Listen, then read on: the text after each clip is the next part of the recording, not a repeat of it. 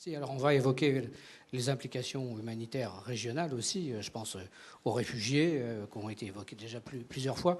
Mais je me retourne vers le public, les personnes qui sont dans cette salle où je vois d'éminents représentants d'organisations, d'ONG, Action contre la faim, Médecins du Monde, Handicap International, Solidarité et d'autres. Donc le moment est venu aussi de vous entendre, puisqu'on a vu que ce fait humanitaire syrien, il est essentiellement CICR à l'intérieur des frontières, mais on a vu les humanitaires français prendre des positions à travers des tribunes libres. Je pense, il n'est pas avec nous, mais je pense à Pierre Micheletti, qui avait fait une tribune libre il y a quelques semaines. Donc voilà, si vos questions, vos remarques en tant que ONG française face au cas syrien. Il y a un micro qui circule. Oui, vous êtes au deuxième rang, là, s'il vous plaît, si vous pouvez apporter un micro. Merci.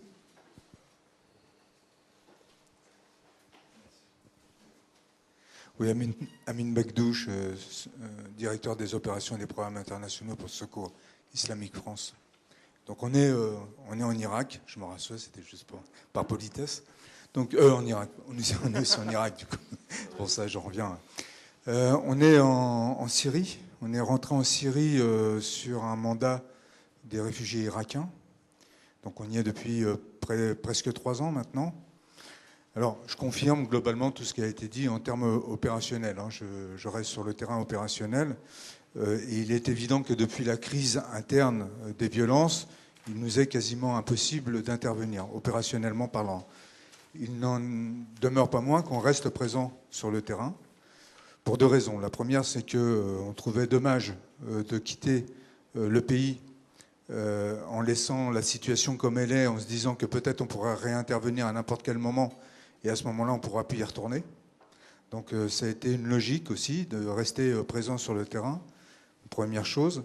La seconde, c'est que dans une telle crise, il était évident aussi que les décisions d'intervention, même politiques au niveau, sans compromettre une partie ou une autre, très difficile de dire à des opérateurs étrangers, oui, vous pouvez intervenir à tel endroit aussi facilement que ça. Enfin, c'est pas...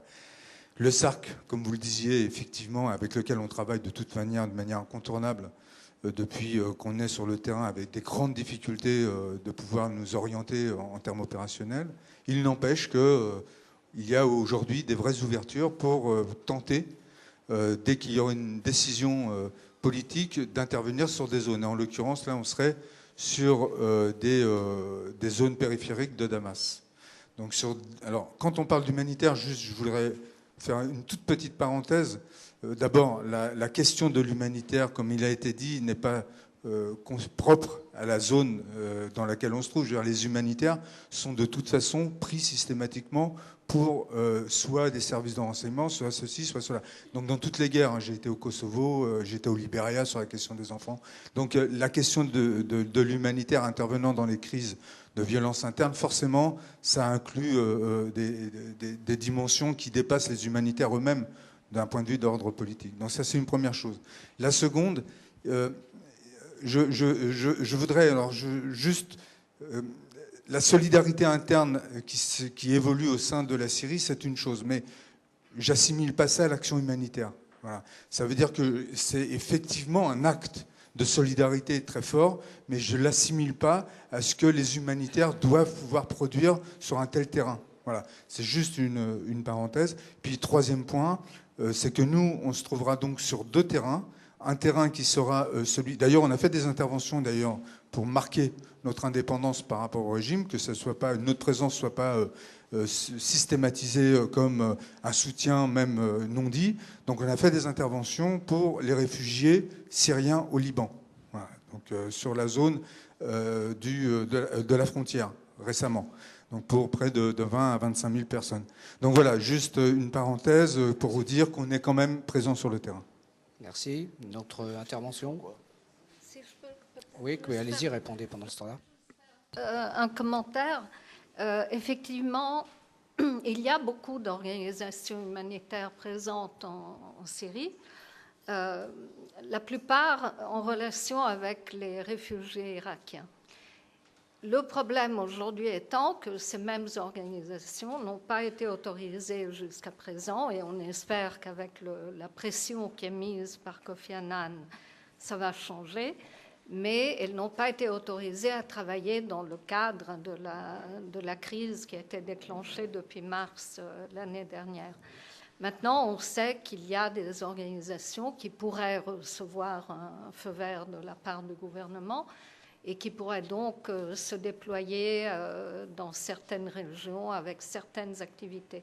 Et concernant la solidarité intra-syrienne, qui est effectivement très importante, et qui explique aussi pourquoi on parle du nombre de réfugiés au Liban, en Irak et en Jordanie, mais on n'arrive pas vraiment à quantifier le nombre de déplacés internes, de personnes déplacées à l'intérieur des frontières de la Syrie. On sait qu'il y a des villes, des quartiers entiers, comme c'était le cas à Homs, qui se sont vidés de leurs habitants. Donc on sait qu'il y a des quantités importantes de population qui s'est déplacée, mais en même temps, il n'y a pas ou très peu de centres collectifs d'hébergement. Et donc la plupart de ces familles trouvent un soutien, une solidarité au niveau de leur famille élargie, au niveau d'amis, au niveau de personnes, simplement même inconnues qui les accueillent. Mais à long terme, tout ça va devenir un problème humanitaire parce que ces mêmes familles d'accueil ne vont pas pouvoir continuer à subvenir aux besoins de centaines de milliers de personnes pendant longtemps. Et puis, il y a toute la problématique dont on ne parle pas du tout. Le gouvernement libanais est le premier à ne pas vouloir en parler, des travailleurs syriens au Liban, qui se comptent par centaines de milliers, dont beaucoup ont fait venir leur famille au Liban pour fuir l'insécurité, les difficultés en Syrie. Et donc, voilà, si on met tout ensemble les réfugiés, les gens qui sont partis, disons, les migrants économiques, ceux qui ont appelé leur famille à les rejoindre ou dans le Golfe ou ailleurs, et les déplacés internes, ça fait énormément de gens qui pourraient être dans le besoin dans les toutes prochaines semaines ou mois. Merci. On va passer la parole à Philippe Leclerc du HCR Paris sur la question des réfugiés, mais peut-être un mot, puisqu'on a évoqué le Liban, un mot donc de votre part. En fait, j'aurais aimé qu'on puisse consacrer un petit moment à cette question de la régionalisation du conflit syrien, mais ce n'est pas le lieu ni le moment. Juste un mot pour rebondir sur ce que dit Béatrice, pour illustrer un peu le danger qui est croissant, c'est-à-dire ce probablement à quoi vous allez avoir à faire face dans les mois qui viennent de façon croissante. Donc je disais, cette semaine à Beyrouth était extrêmement dense puisqu'il s'est passé des choses. Je vais raconter juste 2 incidents pour montrer comment le lien réfugié humanitaire, régionalisation est en train de se tisser de plus en plus et va devenir un lien explosif. 2 exemples. Vous savez qu'aujourd'hui même, il y a cette crise assez dangereuse des otages, donc chiites, il faut bien les appeler comme ça, qui ont été enlevés avant-hier dans la banlieue d'Alep, qui revenaient d'Iran. Ils ont été enlevés il y a 3 jours, 1 heure après la banlieue sud à Beyrouth s'embraser, pneus brûlés, routes fermées, etc., puisque le Hezbollah, qui se considère comme étant le responsable et le protecteur de ces gens-là, réclame aujourd'hui leur libération. Il a fallu une intervention extrêmement puissante et volontaire du secrétaire général lui-même, c'est-à-dire Hassan Nasrallah, qui a une aura auprès de ses partisans qui est énorme, pour que la rue chiite de la banlieue sud ne déborde pas vers les quartiers de Beyrouth où on sait qu'il y a des réfugiés syriens qui vivent, et des réfugiés pas toujours pauvres, c'est-à-dire des gens de familles plutôt moyennes, etc., pour les enlever. C'est-à-dire qu'on a échappé de très peu à une ratonnade anti-syrienne, c'est-à-dire prise d'otages de réfugiés syriens au Liban pour faire libérer les chiites qui ont été enlevés à Alep. Ça aurait pu enclencher une dynamique sanglante, c'est-à-dire que si un mort était tombé, on ne sait pas comment la chose aurait évolué. Cela peut se refaire dans 2-3 jours et mal se passer. 2e exemple, hier soir, le quartier très commerçant et le quartier nightlife un peu de Beyrouth, à Hamra, a été le théâtre d'une fusillade de 4 heures, dont il s'avère aujourd'hui qu'elle est le résultat d'un groupe de réfugiés, d'opposants syriens armés, plus ou moins proches de l'armée syrienne libre, qui vivent à Beyrouth, qui ont été passablement éméchés après une soirée bien arrosée, qui ont tiré en l'air, se sont confrontés à l'armée libanaise, ont pris en otage un travailleur égyptien, alors là aussi on passe à autre chose, dans un immeuble, et ça s'est passé de façon plus ou moins sanglante aussi, puisque l'armée a dû intervenir, et il y a eu 4 morts. Donc, si ce genre d'incident se répète encore 3 ou 4 fois, la question des réfugiés n'est plus qu'une question humanitaire, elle devient une question politique, elle met en jeu les liens entre le Liban, j'ai pris un exemple libanais, je peux parler de la Jordanie, de l'Irak ou de la Turquie, ce genre de choses ne peut pas toujours bien se passer. Lorsque ça se répète, ça va mal se passer, et vous allez devoir gérer ce genre de questions sur un fond, et Béatrice l'a sous-entendu, mais je vais le dire de façon plus brutale, parce que j'ai le droit étant d'origine libanaise, sur le fond d'un racisme libanais anti-syrien très fort, c'est-à-dire qu'il y a des gens qui ont envie d'en découdre avec les Syriens au Liban, parce qu'ils ont des comptes à régler avec la Syrie. C'est malheureux, mais c'est comme ça. Tout à fait. Merci de ces exemples qui ont été écoutés avec attention par Philippe Leclerc, qui est le représentant du HCR à Paris, et qui, a encore peu de temps, était à Damas, justement. Voilà. Oui, justement, pour revenir d'abord, avant de parler des réfugiés syriens à l'extérieur de leurs frontières, et l'espace humanitaire en Syrie, depuis 2006, il y avait une opération d'envergure menée par le HCR et nombreuses ONG, mais dont l'allié principal était le Croissant Rouge syrien, et avec lequel nous avons travaillé, nous continuons de travailler, et un certain nombre des infrastructures qui ont été mises en place, qui sont au bénéfice des réfugiés irakiens, peuvent l'être aujourd'hui, dans le futur, et déjà aujourd'hui en partie, pour les personnes déplacées.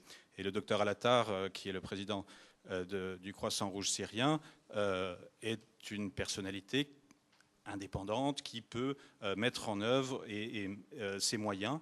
Le HCR et les autres agences des Nations Unies qui sont présentes, il y a l'UNICEF, il y a le PAM, et les 13 ONG qui avaient été autorisées à travailler dans le secteur des réfugiés, sont en partie encore présentes. Et aujourd'hui même, et depuis quelques semaines, la négociation est en cours, notamment à travers Adwan Wisser, qui est, et c'est assez intéressant de voir que l'ancien secrétaire d'État de la Tunisie en transition est actuellement l'envoyé spécial du Bureau de coordination des affaires humanitaires, qui connaît bien la Syrie, et on espère pouvoir mettre oui, qui souffre beaucoup, je l'ai encore eu au téléphone aujourd'hui, et que ces moyens puissent être mis à disposition pour aider le CICR et le Croissant Rouge syrien. Et en même temps, sur la complexité de la situation en Syrie, il faut également mentionner le demi-million de réfugiés palestiniens qui y résident, et également l'UNRWA qui est présente et qui peut aussi avoir des moyens à mettre à disposition, et les centaines de milliers de réfugiés irakiens. Aujourd'hui, 110 000 d'entre eux sont encore enregistrés et peut-être sont plus nombreux. Donc il y a aussi cette dimension. Et d'ailleurs, je dois faire remarquer que les réfugiés irakiens qui arrivaient étaient de toute confession, un peu moins de Kurdes, mais sinon des sunnites, des chiites, des chrétiens bien sûr, et tous ont été acceptés. Ils ne sont pas dans des camps, ils vivent au cœur de la société syrienne, à Damas rural, à Alep. Et nous avons été autorisés pendant ces années-là à être en contact avec eux directement, avec des bureaux qui sont dans la Jezireh, à Al-Hasakeh, à Alep, également à Damas. Dans la situation actuelle, alors aussi parlons maintenant des réfugiés qui sont en Turquie, en Irak, en Jordanie, etc. Avez-vous des chiffres ? Alors les chiffres, c'est un peu plus de 72 000 réfugiés qui sont assistés et en partie enregistrés par le HCR, essentiellement dans les 3 pays d'asile voisins. Il faut d'ailleurs faire remarquer, c'est très important, que ces 4 étapes, si on ajoute l'Irak, ont gardé leurs frontières ouvertes. Ça ne veut pas dire que c'est toujours facile pour les personnes de franchir les frontières, mais en tout cas, l'attitude des 4 États est de garder les frontières ouvertes, que ce soit la Jordanie, le Liban, la Turquie et même l'Irak. Et c'est dire la détresse de populations syriennes si elles en viennent à aller chercher asile en Irak, pays qui continue de produire des réfugiés. La situation est assez différente dans les 4 États, mais simplement en Turquie et en Irak, les réfugiés sont dans des camps où la Turquie organise avec le Croissant Rouge turc l'accueil de ces personnes. Par contre, en Jordanie et en Liban, c'est beaucoup plus chez l'habitant, que ce soit dans la plaine de la Bekaa, Tripoli ou dans les régions frontalières. Et de la même manière, en Jordanie, c'est également plus chez l'habitant, dans des domaines privés. Un certain nombre d'entre eux sont bloqués au centre de transit à la frontière entre la Jordanie et la Syrie.